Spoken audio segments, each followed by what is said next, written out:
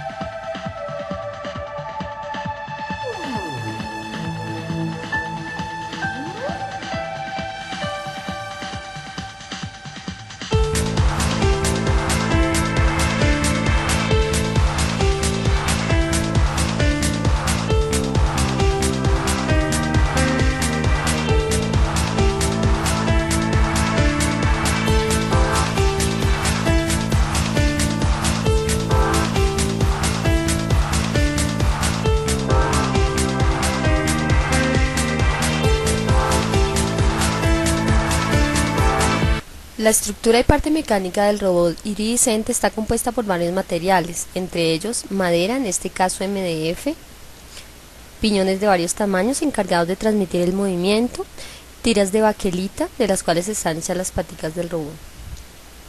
También puntillas, tornillos, arandelas y otros materiales requeridos. Y dos motores con mecanismo reductor. Estos son los principales materiales para construir la parte mecánica. En esta parte podemos ver el principio básico de funcionamiento, de la forma como se mueven las patas. Consiste básicamente en una tira de baquelita que se mueve alrededor de una polea, que en este caso será reemplazada por piñones. Esta es la lámina de baquelita. Es un material usado para armar circuitos eléctricos. En este caso se usará para hacer las tiras que harán de patas en el insecto. Podemos cortarla con cuidado con ayuda de un bisturí.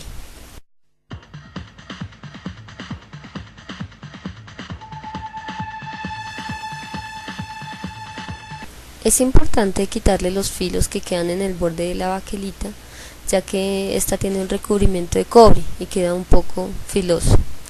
En el extremo que va hacia el piso debe colocarse un trozo de caucho para que cuando el insecto camine no resbale. La ranura que se ve en la baquelita se puede hacer con una broca delgada.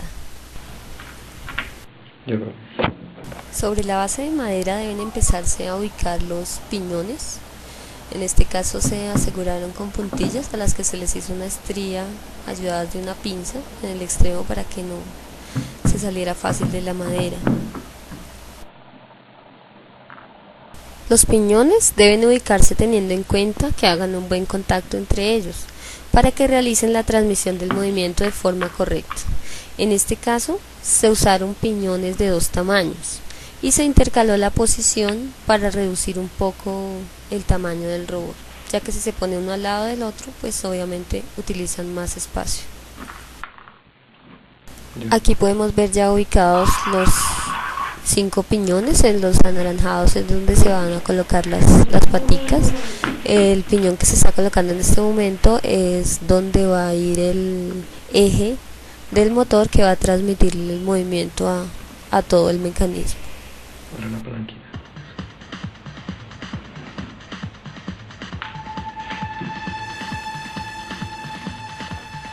Aquí vamos ya ubicando la pata. La arandelita roja es un soporte para que no vaya a quedar en el aire.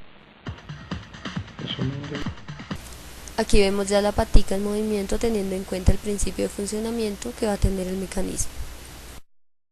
Aquí podemos ver cómo se va a integrar el motor al mecanismo.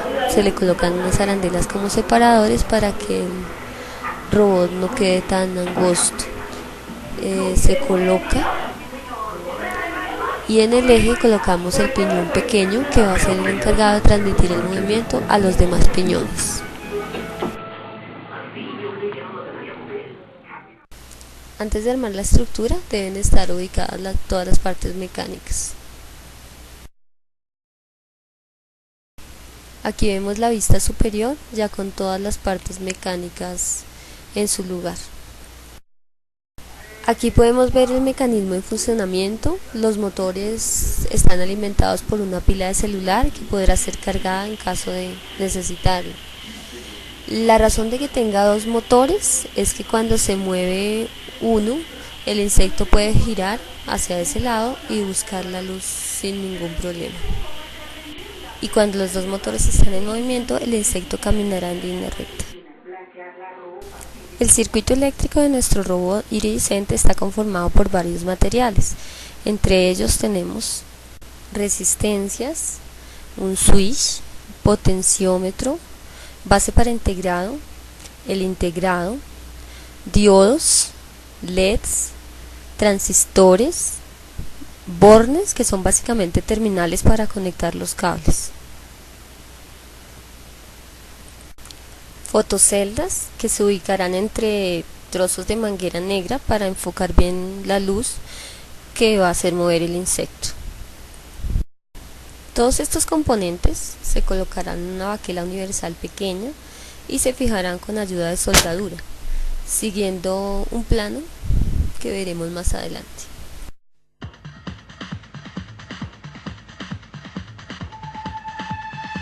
Este es el circuito electrónico, controla el movimiento de los motores. Consiste básicamente en dos comparadores con circuitos operacionales. Al incidir la luz sobre las fotoceldas, varía el voltaje a la entrada de los circuitos comparadores, haciendo que se activen los motores y el robot se mueva. Aquí podemos ver la baquela sobre la que se armará el circuito.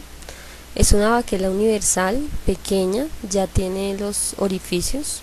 Simplemente debemos colocar los componentes electrónicos siguiendo el circuito que vimos anteriormente. Los aseguramos con soldadura de estaño y con un cautín. Hay que tener cuidado al soldar para no unir partes que no se deben, ya que pueden generar cortos y dañar los componentes.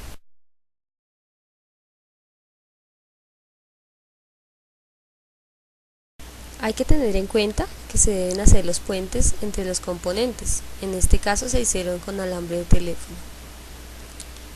Aquí vemos un circuito con componentes y puentes ya soldados. Colocamos los conectores para los cables de la batería y las fotoceldas y el potenciómetro que sirve para ajustar la sensibilidad de las fotoceldas. Este es el circuito terminado. Los componentes que podemos ver son el integrado, las resistencias, los transistores, los diodos, los bornes. Dentro del circuito podemos ver estos dos cables que conectan los LEDs que comprueban si el circuito funciona correctamente. Los LEDs se ubicaron en el exterior del diseño en las antenitas del escarabajo. Aquí podemos ver una de las pilas que se usó. Como ven, tiene dos cables soldados en las salidas de la pila, el positivo y el negativo, con ayuda de un cautín. Hay que tener cuidado no juntar los cables porque podría ocasionar un corto y dañar la pila. Aquí vemos las fotoceldas que están siendo colocadas dentro de los trocitos de manguera para que puedan recibir la luz de una forma más enfocada.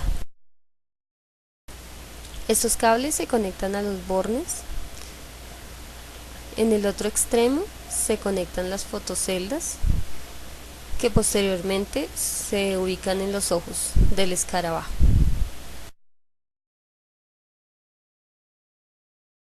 Aquí podemos ver las pruebas iniciales al instalar el circuito en la parte mecánica. Vemos cómo las patas se mueven de forma sincronizada. Hay que tener en cuenta que siempre se deben tener 3 puntos de apoyo, 2 patas a un lado y una al lado opuesto para mantener equilibrado el robot. Aquí podemos ver una de las pruebas. Como ven, las LEDs de las antenitas se encienden. Eso indica cuál fotocelda está siendo alumbrada en ese momento. Para fabricar el caparazón del escarabajo necesitamos algunos materiales. En primer lugar, un globo inflado, colbón mezclado con agua a partes iguales para hacer una especie de engrudo, tiras de papel periódico y tiras de papel seda verde para la capa final. También pintura verde, en este caso perlada, y escarcha para darle un toque brillante al insecto. Lo primero que debe hacer es inflar el globo del tamaño adecuado según la estructura que haya realizado. Lo primero que debe hacer es recortar trozos de papel cuadrados. Luego hay que preparar el engrudo con partes iguales de agua y pegante blanco. Posteriormente debe ir remojando cada cuadrado en el engrudo y pegarlo sobre el globo. Tienen que tener en cuenta que debe hacer mínimo 5 capas completas de papel periódico sobre el globo. El papel seda es para dar un poco más de color y cubrir las letras del periódico y hacerlo más fácil de pintar. Antes de recortarlo debe dejarlo secar mínimo 24 horas para que esté bastante firme y no hayan problemas a la hora de recortarlo.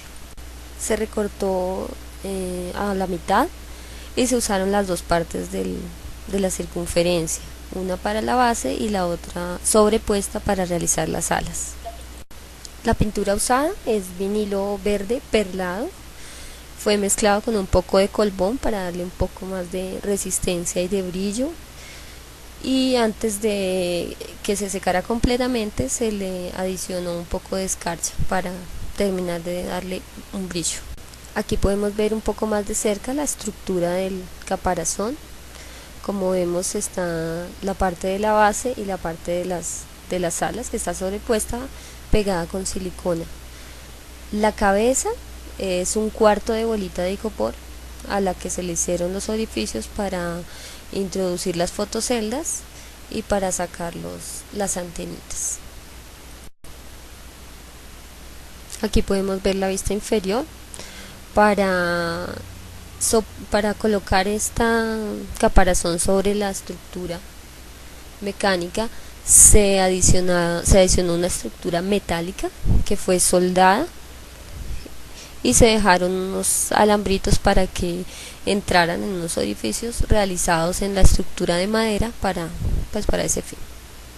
También podemos ver aquí los cables tanto de las fotoceldas como de los LEDs que serán posteriormente conectados en los bornes en el circuito. Aquí podemos ver la estructura un poco más de cerca. Como ven, está hecha de alambre de cobre y está soldado en algunos puntos para darle un poco más de fuerza a la estructura. Aquí podemos ver el caparazón instalado sobre la parte mecánica. Queda de esta manera.